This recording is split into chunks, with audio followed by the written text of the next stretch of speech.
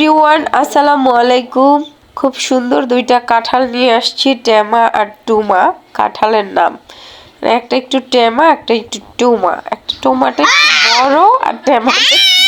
কাঁঠাল খেয়ে গরম লাগলে খাবো হচ্ছে আইসক্রিম খেয়ে প্রাণটাকে ঠান্ডা ঠান্ডা করব।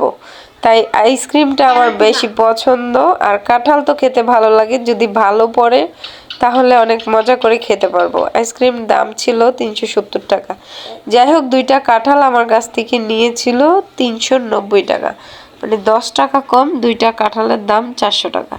বিসমিল্লাহ করে একটা ভাঙতেছি, এর আগে একটা বাংলাম, মানে টেমাটা ভাঙছি, ওটার মধ্যে অনেকগুলো কোষ হয়েছে কিন্তু একটু মিষ্টি হয় নাই। এখন টোমাটাকে ভাঙতেছে, তো টোমাটার মধ্যে মোটামুটি ভালোই কোষ হয়েছে, আর একটু বড় সাইজের কোষগুলা, আর ওইরকম মিষ্টি না হইলেও মোটামুটি খাওয়া গেছে। তো টোমাটা মোটামুটি ভালোই ছিল, কিন্তু টেমাটা একদমই বিশ্রী এবং বাজে হয়েছে। টোমাটা আমি খাই নাই, বিসমিল্লাহ করে আমি আমার মুখে শুধু দিয়ে খাইছি। দিলাম। তোমাদের আমারে দেয় নাই। যাই হোক, হাজি এনে আমারে দেয় নাই, আমি হাজি আমারে দেয় নাই। হাই কিনে খাবেন না, আর কিছুদিন পরে কাঁঠাল কিনে খাবেন। উনি কিনা খাইবে না, আমার কিনা খাইবে, বক্তব্য, তাহলে টাকা নষ্ট হয়ে যাবে এখন খেতে গেলে। যাই হোক, সবাই ভালো থাকবেন, আল্লাহ হাফেজ। টাকার জন্য খুব মায়া লাগতেছে, কি করলাম।